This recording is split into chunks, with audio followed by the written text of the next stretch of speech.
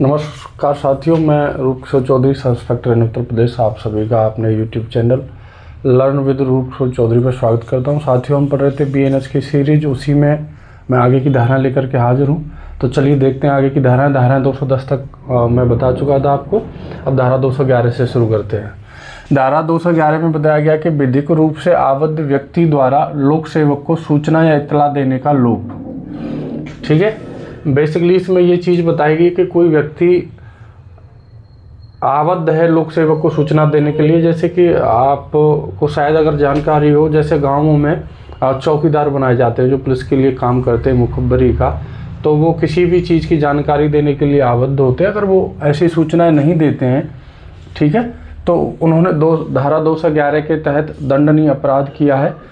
ठीक है, धारा 212 में बताया गया कि मिथ्या इत्तला देना। मिथ्या का मतलब होता है झूठी, और इत्तला मतलब सूचना। अगर कोई झूठी सूचना देता है तो वो धारा 212 के तहत उसे कंसीडर किया जाएगा। धारा 213 बताती है कि शपथ या प्रतिज्ञान से इनकार करना, जबकि लोक सेवक द्वारा वह वैसा करने के लिए समग्र रूप से अपेक्षित किया जाए। यानी कि लोक सेवक ने उससे अपेक्षा की है और वो सक्षम है कि वो शपथ ले, लेकिन अगर वो इनकार करता है किसी स्टेटमेंट को देकर के किसी चीज़ के लिए, तो वो धारा 213 के तहत उसे कंसीडर किया जाएगा। धारा 214 में भाई बताया गया कि प्रश्न करने के लिए प्राधिकृत लोक सेवक का उत्तर देने से इनकार। ठीक है, जैसे कोई लोक सेवक है, अगर वो प्रश्न पूछता है, सपोज करो कि कोई पुलिस वाले हैं और कोई FIR हो जाती है, उस मामले में जांच के दौरान जब वो प्रश्न पूछते हैं और वो प्रश्न पूछने के दौरान उत्तर नहीं देता है, तो संभवतः उसे, अगर पुलिस ऑफिसर चाहे तो धारा 214 के तहत उसे कंसीडर भी कर सकता है। धारा 215 में भैया बताया गया कि कथन पर हस्ताक्षर करने से इनकार। जैसे कभी कभी कोई आदमी, आपने देखा होगा कि कहता है कि हाँ मैंने देखा है, जब उससे कहा कि आप रिटन में दे दो और उस पर हस्ताक्षर करो। भाई कोई भी रिटन स्टेटमेंट अगर आप दे रहे हैं तो उस पर आपके हस्ताक्षर होना बहुत ज़रूरी है, तभी वो चीज़ वेरीफाई मानी जाती है कि हाँ ये स्टेटमेंट आपने दिया है। तो अगर कोई व्यक्ति अगर हस्ताक्षर करने से मना करता है तो वो धारा 215 के तहत उसे कंसीडर किया जाएगा। धारा 216 में बताया गया कि शपथ दिलाने या प्रतिज्ञान कराने के लिए प्राधिकृत लोक सेवक के या व्यक्ति के समक्ष शपथ या प्रतिज्ञान पर मिथ्या कथन। ठीक है, कोई व्यक्ति है, जब उससे शपथ कराई जा रही है कि हाँ आपने ये बात कही है और उस समय भी वो झूठ बोल देता है, तो वो धारा 216 के तहत उसे कंसीडर किया जाएगा। धारा 217 में बताया गया कि इस आशय से मिथ्या इत्तला देना कि लोक सेवक अपनी विधिपूर्ण शक्ति का उपयोग दूसरे व्यक्ति को क्षति करने के लिए करे। धारा 217 बहुत इंपॉर्टेंट है। कभी कभी आपने देखा होगा कि लोगों में कभी कभी आपसी जलन होती है, तो वो झूठी सूचना दे देते हैं कि इसने ये काम किया, और उसका कारण ये रहता है कि उस व्यक्ति को कोई क्षति पहुंचे, हानि पहुंचे। जो लोक सेवक जिसकी जानकारी कर रहा है, जिसमें इंटरोगेशन कर रहा है, इन्वेस्टिगेशन कर रहा है, ऐसे व्यक्ति को मान लो अगर किसी ने झूठी सूचना दे दी तो वो फंस जाएगा जिसके बारे में झूठी सूचना दी जा रही है। अगर किसी ने ऐसा काम किया है तो वो धारा 217 के तहत उसने दंडनीय अपराध किया है। 218 में बताया गया कि लोक सेवक के विधिपूर्ण प्राधिकार द्वारा संपत्ति लिए जाने का प्रतिरोध।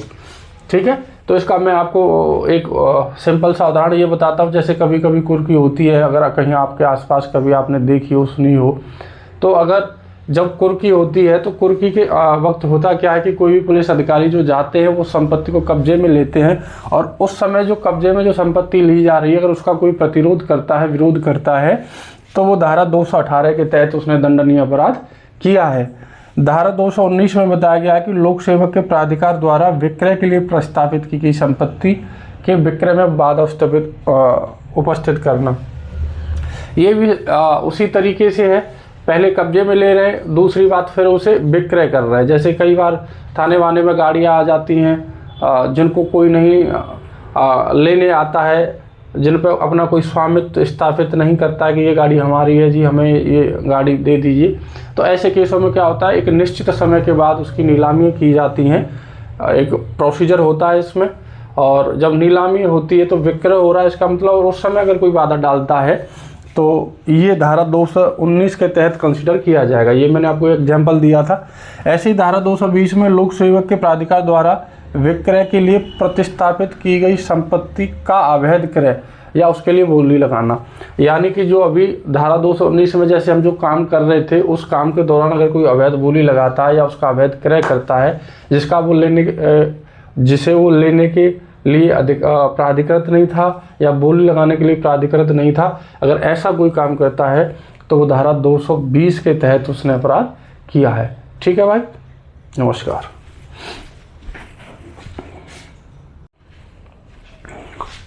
तो धारा 220 तक हम पढ़ चुके थे। धारा 221 में बताया गया कि लोक सेवक के लोक कृत्यों के निर्वहन में बाधा डालना। अगर कोई लोक सेवक अपना काम कर रहा है, अगर उसके आप काम में बाधा डालते हैं तो ये धारा 221 आपको बताती है, जिसमें 3 महीने तक की सज़ा है। लोक सेवक की सहायता करने का लोक जबकि सहायता देने के लिए विधि द्वारा आबद्ध हो। अगर कोई व्यक्ति अगर वो आबद्ध है कि आपको लोक सेवक की सहायता करनी है, अगर वो नहीं करता है तो धारा 222 के तहत उसने अपराध किया है। ठीक है भाई। धारा 223 लोक सेवक द्वारा सम्यक रूप से प्रख्यापित आदेश की अवज्ञा। अगर लोक सेवक ने कोई आदेश दिया है और जो आदेश मानने के लिए आबद्ध है कि आपको ये आदेश मानना है, अगर ऐसा कोई व्यक्ति है जो आदेश नहीं मान रहा है तो वो धारा 223 के तहत उसने अपराध किया है।